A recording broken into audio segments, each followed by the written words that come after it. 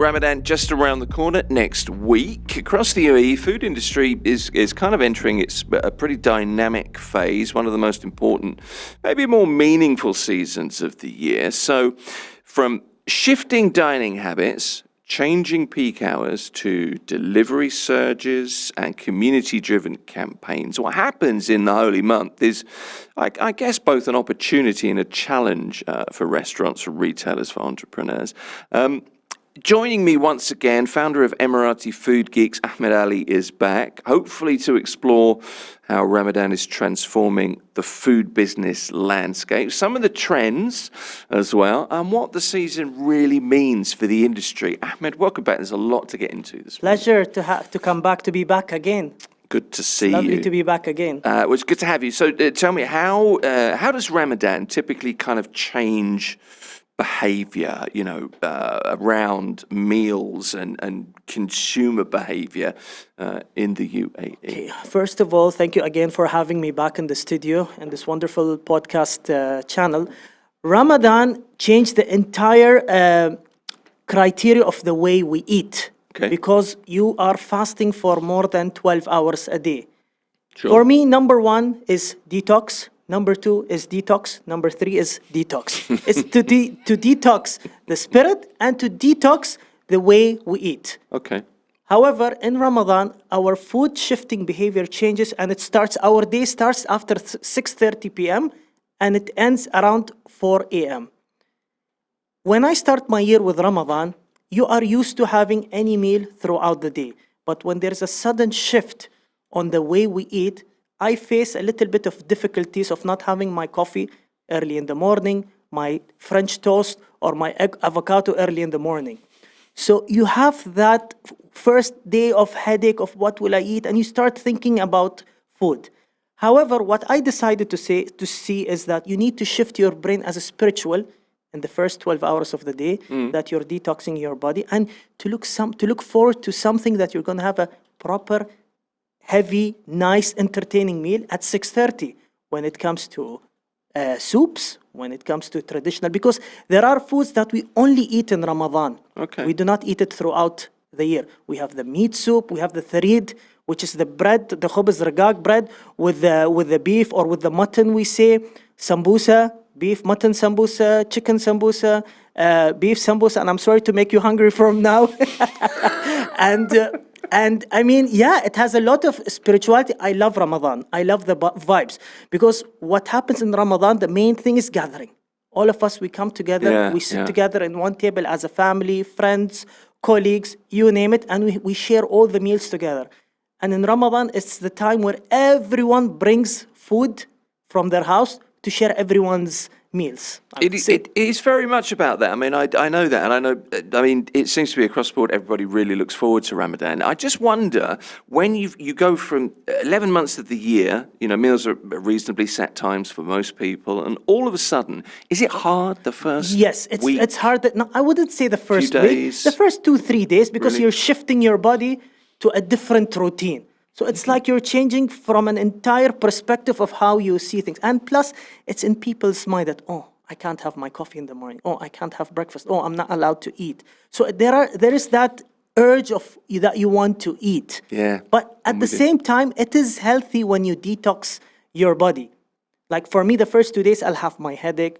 People tend to be in a bad mood, but that shouldn't be the case. You should take Ramadan as a chance of spirituality, detoxing your body, looking forward to change the habits of eating. And I always say, when it comes to iftar time, it doesn't mean you go for a feast and you eat 1,000 plates in 1 hour. Your body cannot accommodate this type of food. But the problem is what we face in Ramadan, you have 20, 30 dishes in front of you and you don't know what to eat because each one says, I'm the one to be eaten. I mean, traditionally at iftar, from what I understand, the idea is you would break fast with maybe some dates or Some something. dates, laban. Exactly.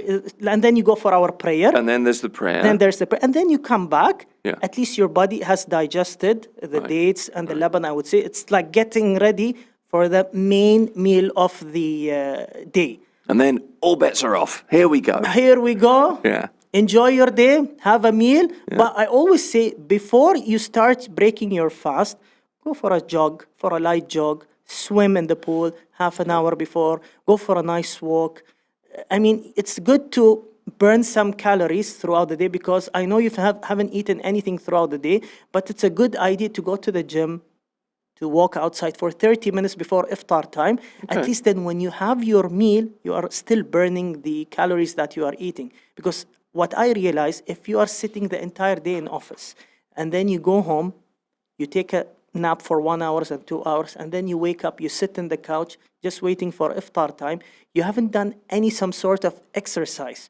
So when you start having the meal and you start eating, you, for some reason, you get full immediately and bloated and heavy, because you want to eat meal number 1, meal number 2, meal number 3, meal number 4. So you don't know what to eat and how to start. It's like there is a technique of what to eat and how to eat. Take every bite, small portions.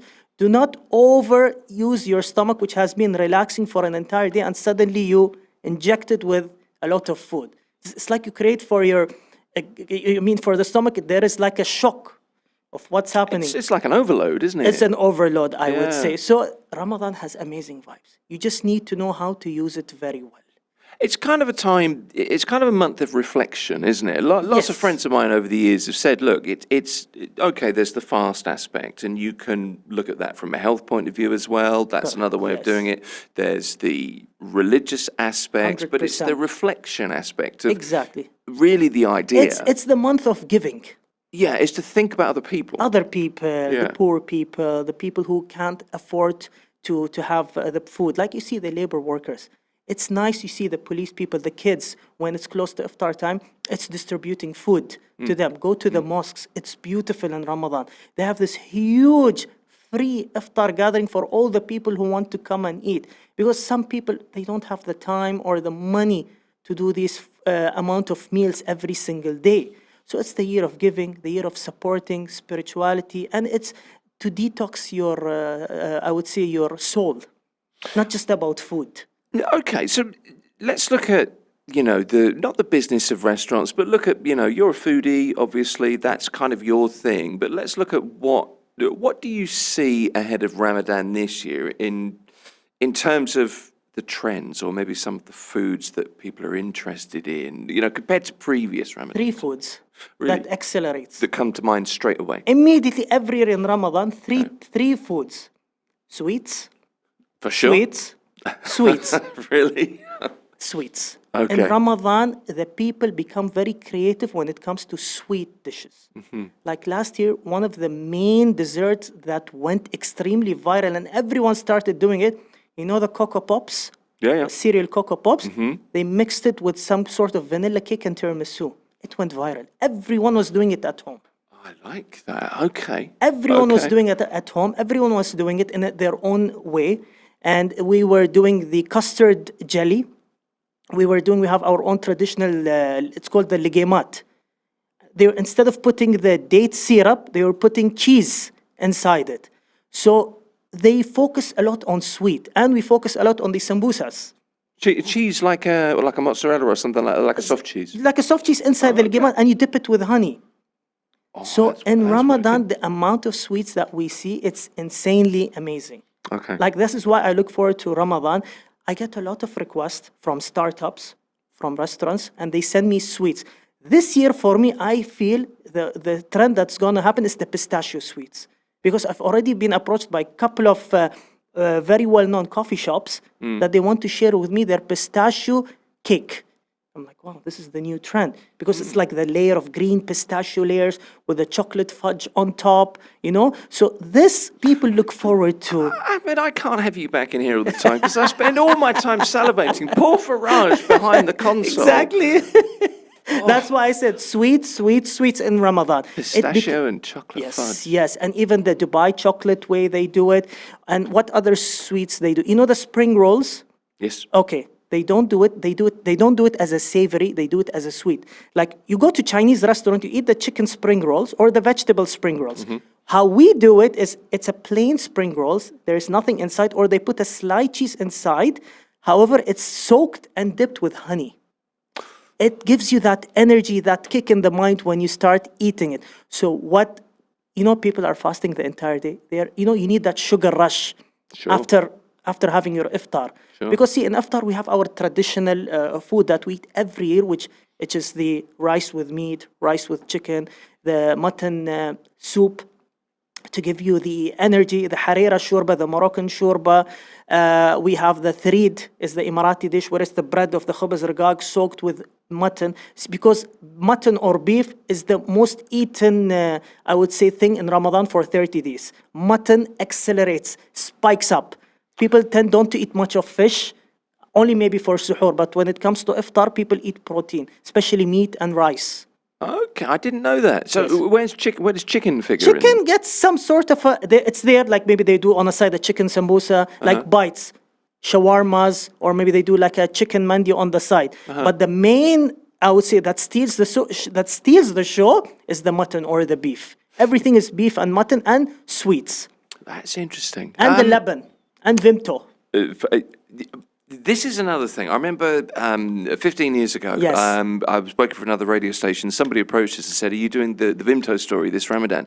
No, and I wasn't really aware of the Vimto story. But Vimto is a cordial drink. It's like a fruit cordial. It's from, I think it's from Manchester, Yes. which is somewhere in the north of England. Correct. But it's basically a Middle Eastern drink now, isn't it? Yes, they love it. It's only, like you only see it suddenly popping when it's close to Ramadan, during Ramadan period.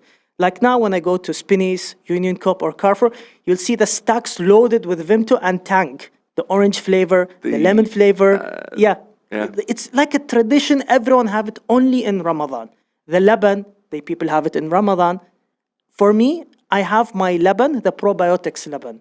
It gives you that energy when you break your fast. It gives you that soothing, that energy that you get ready for your meal. However, when it comes to suhoor, I try to have light suhoor. I don't tend to have heavy suhoor because you have your iftar at 6:30 or at 7, let's say. So iftar is the breaking of the fast. Exactly. Suhoor is kind of the main meal after. No, iftar is the main meal because you okay. break your fast. You then break you fast have and the then suhoor. you have iftar Then and then you have suhoor. Suhoor can start from 10, I would say, Right. until the Fajr prayers, the dawn prayers, Right. until 4:30.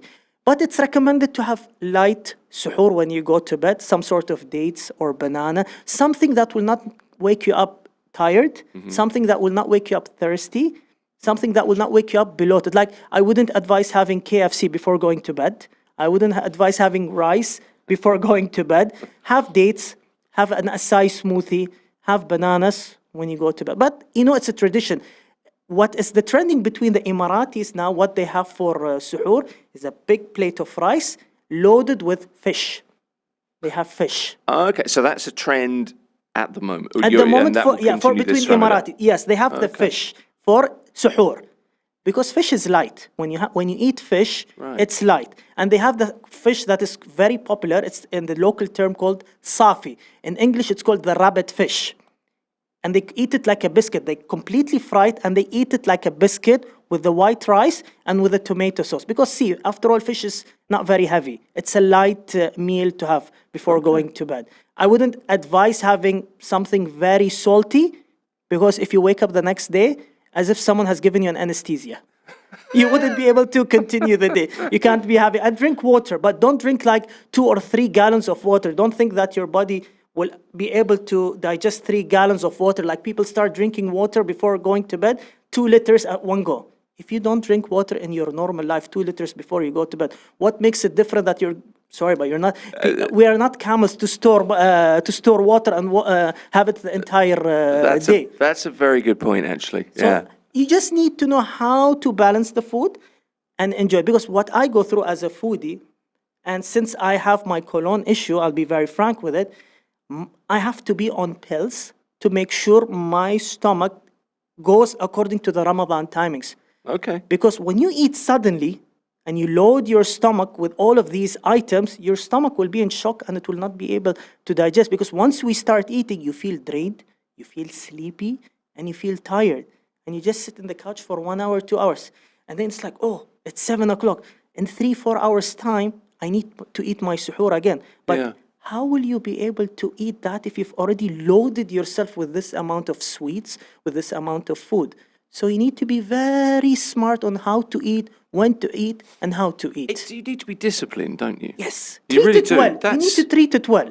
And that's kind of the point of the Yes. month, isn't it? It's that time of reflection, a little Exactly. bit more And it's not just discipline, about food. self-discipline. Yes. I always say Ramadan's not just about time of food.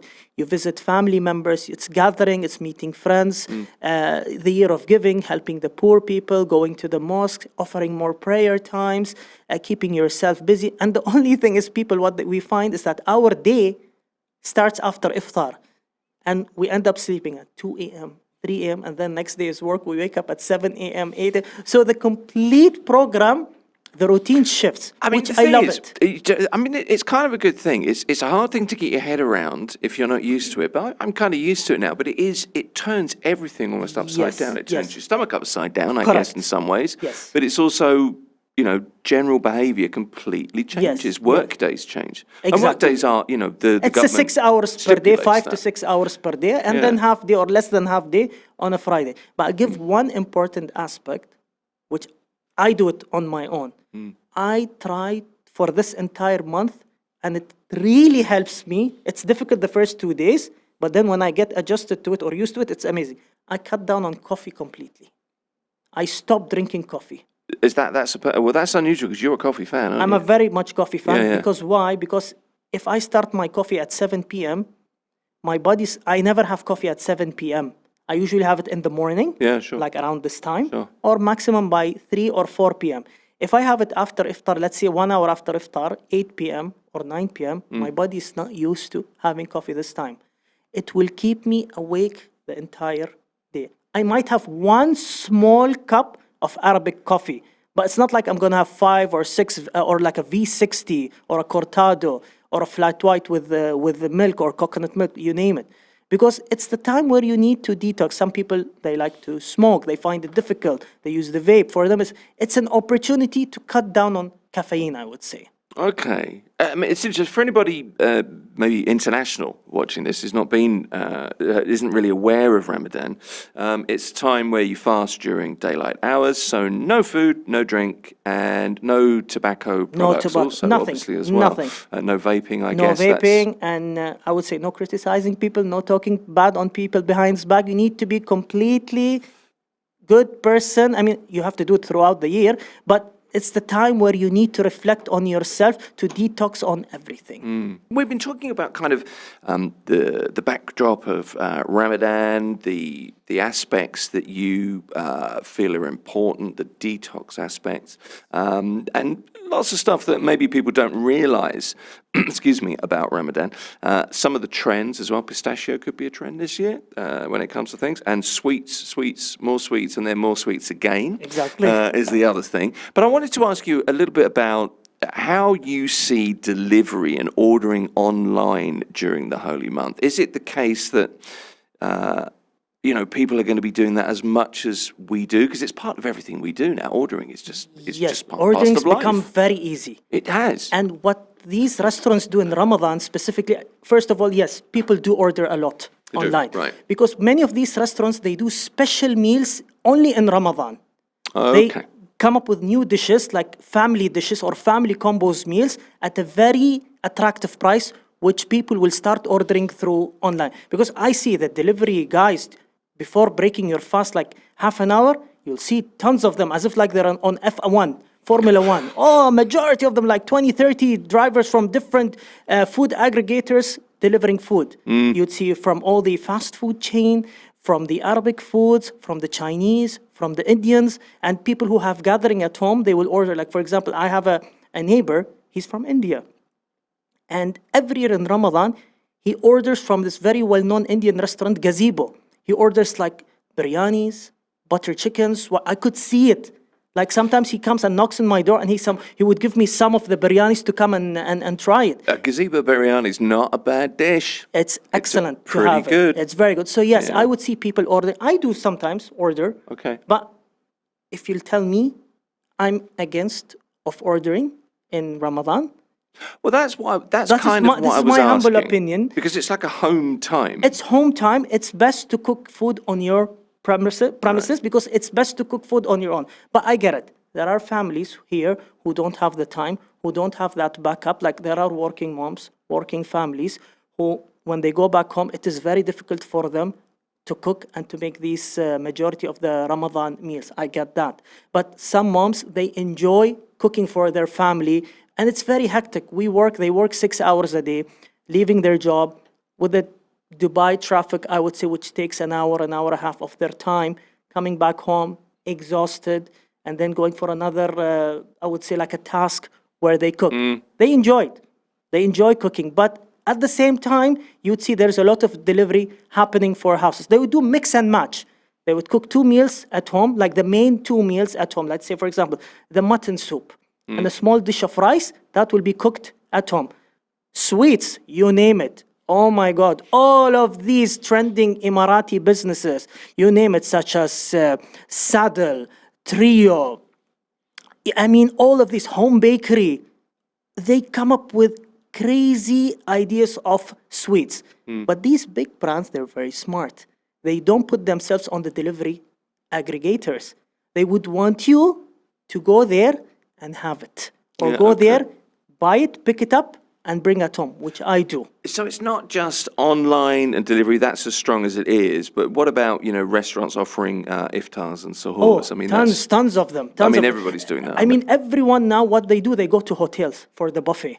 Sure. So you have the Medina Jumeirah, Jumeirah Beach Hotel, Trade Center, Armani Hotel in Burj Khalifa, Burj Al Arab. All of these 5-star hotels, Four Seasons, Bulgari Hotel, they come up with this package, let's say 300 dirham, and you have a huge buffet from point A to point Z, I would say. Anything you wish for, you'll go. Many families, by the way, now, they like to go have iftar outside, especially the people who can't cook at home. When it comes to Emiratis, they prefer having iftar at home, but suhoor outside, or as gatherings. Yeah, well, that makes sense. I wouldn't have iftar outside my house. I'd rather have iftar at home because it's the time where I can sit with my family, with my parents, I would say, have some good time with them, eat the traditional Ramadan food that we eat only during the holy month of Ramadan. However, when it comes to suhoor, I don't mind going to the hotels, eating there, having a good time, trying the food there. Because when it comes to the pricing strategy, the price of having an iftar is more expensive than having suhoor. Okay. Yeah, because people eat more in iftar than suhoor. Got you. So the evidence of this is on the roads when iftar is about to happen. And it changes over the course of the month. It generally changes by, 15, 20, 30 minutes over the course of the month. So it gets a little bit later. But the traffic, you tell by the roads. That's my gauge. You know when iftar's happening because there's nobody on the roads. There's nobody on the. Everyone's at home. Everybody is going home. Home, or even I would say the expats, the Arab nationality, the Asian Muslim nationalities. Sure. They like to explore iftar outside. They would finish work late in the day. They would go home, pick up their kids, and they would go have it, for example, in one of these trending hotels. Because all of these now 5-star hotels, they try to compete with each other to offer the best possibility of iftar when it comes to local dishes, international dishes, Arabic dishes, you name it. Okay, so the restaurants focus on iftar deals, I guess, but there are also the premium experiences, exactly. As you've said. This is the trending iftar places where people go, premium areas. Because what? You sit for 2-3 hours, you pay, I would say, 250 to 300 dirham, and you have maybe 30 to 50 dishes in front of you to choose and eat whatever you want. You have 2 hours to sit, relax, and there's the Ramadan music theme happening behind you, the Ramadan catering style, the Arabic coffee. So people go there with the Arabic music, with the oud. People enjoy, sit there, have a great time. And even when it comes to suhoor, it's the same thing. However, for the Emiratis, it's the time where we meet together at everyone's majlis. Yeah. We visit everyone's majlis, from uncles to aunts to the grandparents, the grandfamilies who are around. We visit them, families, friends, we gather together. Majority of the Emirati times are spent meeting friends in the majlises or meeting cousins or families in the majlises. It shifts. Everyone has a different routine. So as of me, I would say in Ramadan, I would never go have iftar or even suhoor in a premium restaurant. It doesn't mean that they're not good. They are excellent. But for me as a foodie, I like to explore traditional home food, which you don't find it only in Ramadan. I wouldn't mind if I'm invited to go and try the iftar. But the thing is, you have 50, 60 dishes in front of you. How much can your stomach get? How much can you eat? I know, I can imagine. Exactly. And Yeah. as I said, if you go to the iftar buffet, trust me, you're going to see 10 types of sweets, 10 types of cakes, 10 types of different sweets. That's why I say always Ramadan is the year where people start being creative with sweets. Do you know what's also interesting is you would think, would you not, that if you're fasting all day and you're trying to be careful with what you're eating, you're not going to put any weight on. But that's not always the case, is it? No, some people put on weight. There's a lot I of know overeating. many people, I know very close friends who puts on weight in Ramadan. When he thinks it's the time for him to lose weight, he ends up saying, after Ramadan, I'll go to the gym.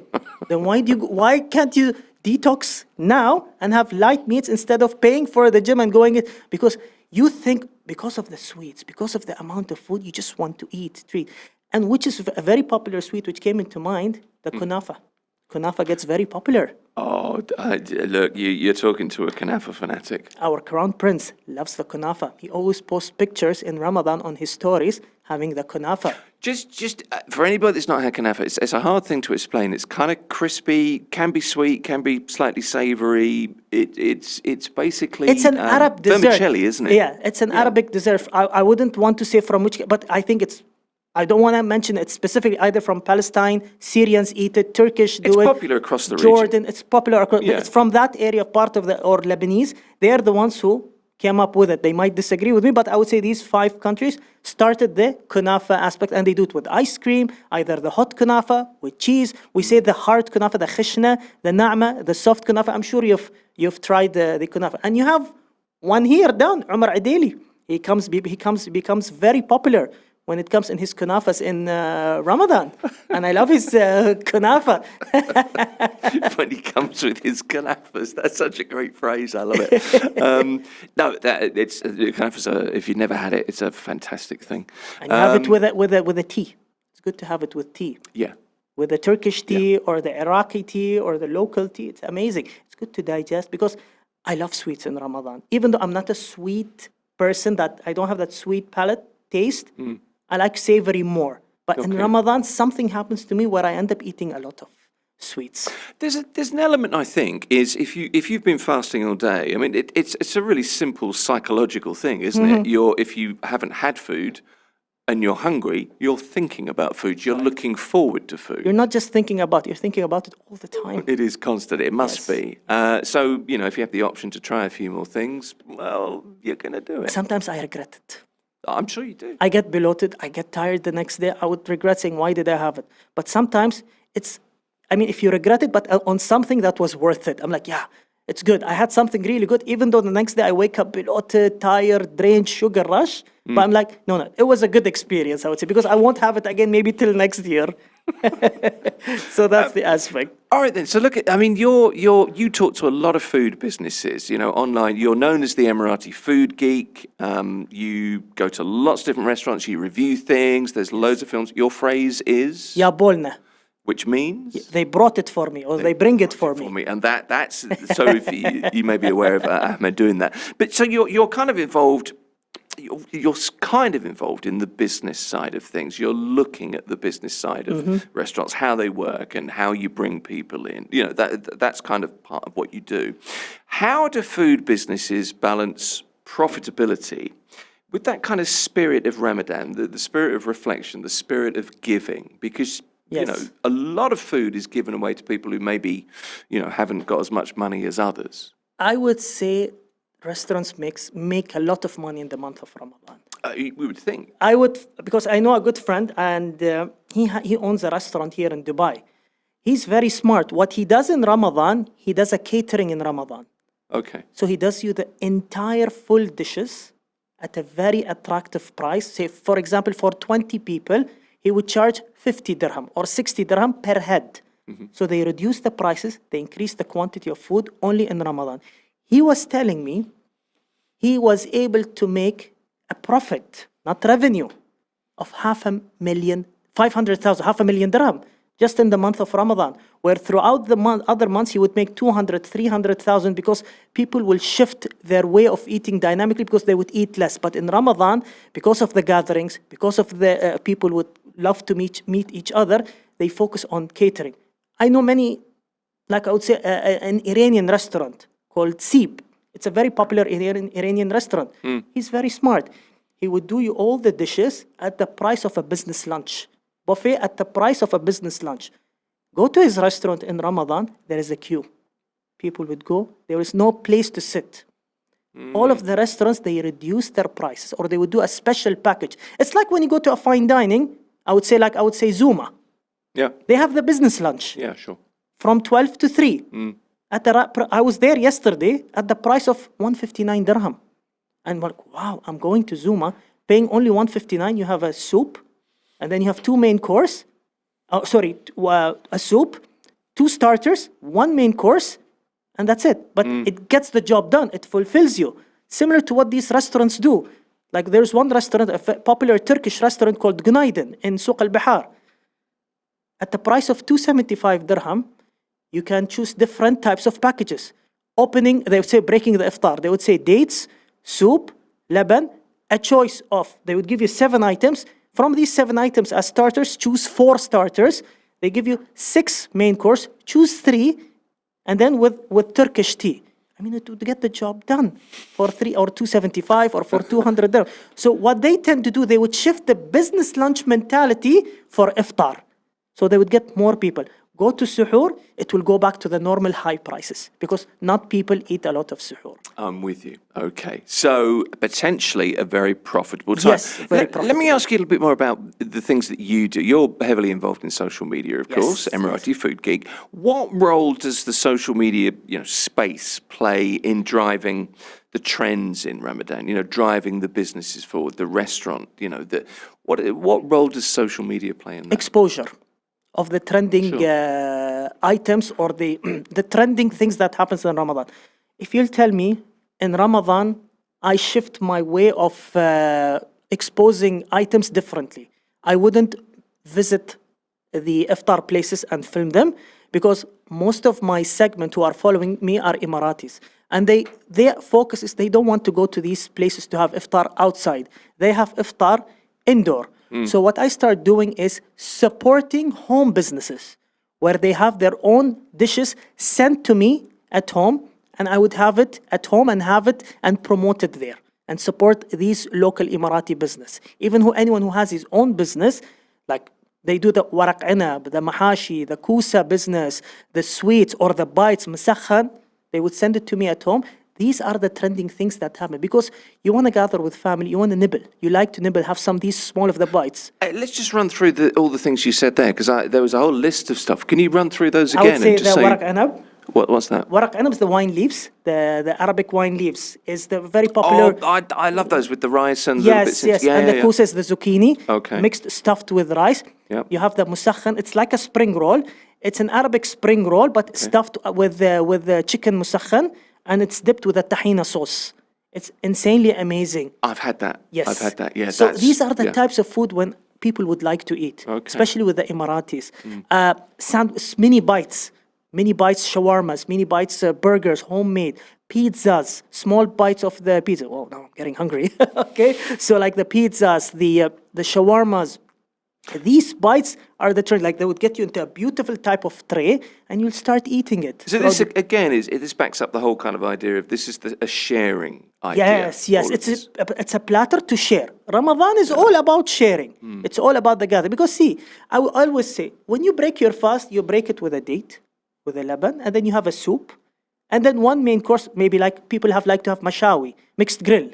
The kebab, the rice. This something is very, if you expose this is something people are bored of and are tired of. They want to see something creative, something new. The sharing platter, the sweets platter. This is what hits mostly in Ramadan. And I get approached with a lot of sweet places want to send to me cakes, sweets. Like last year in Ramadan, I have done reviews maybe in 30 days. 18 reviews was only for desserts. 18. Desserts, sweets. Yes, It becomes very popular. I was just going to say, if people are contacting you and there's an overflow and you can't handle it, you're very welcome to give my number. 100%. There you are. I'll And divert it to you. Faraj and I, we can help you with that. No big issue. It's a sharing month, so yes, please there feel you free go. to come. Yes.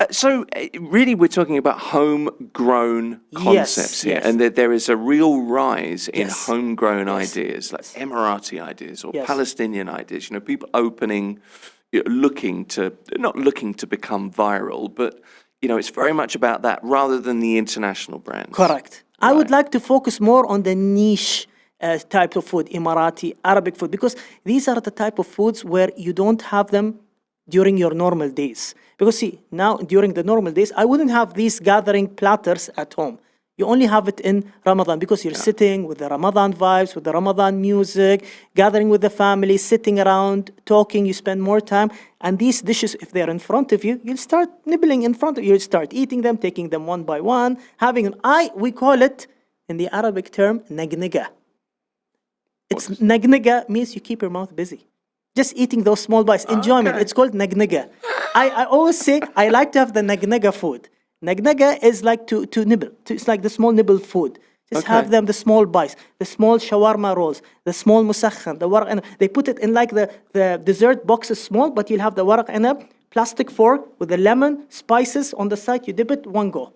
Okay. And I'll tell you what type of food, especially in suhoor or in iftar, I would see that drops down between the Emiratis, and this is for me as well as a humble, is the Japanese food.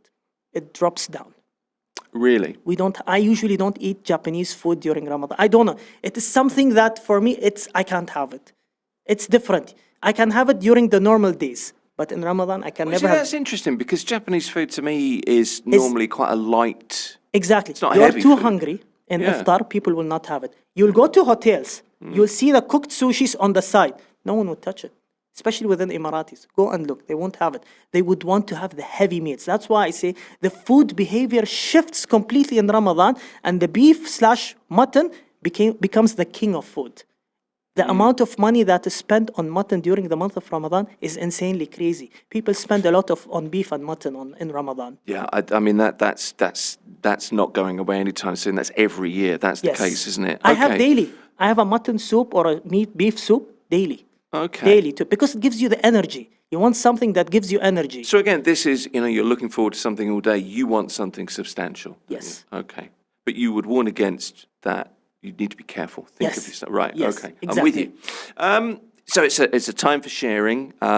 Perhaps it's a more social time, really. I want to ask you about something that you've done, and I know you've just introduced a sandwich. And I think for anybody that's been in Dubai or the region for a while, most people are aware of Oman chips. Yes. There's something about Oman chips. A very, very simple concept. Very simple. Very cheap. It's a potato chip, and it's a light dusting of salt and paprika. Even Gordon really, isn't it? Ramsay preferred it more than the Walker's chips. When they asked him, I saw a video of him trying Oman chips.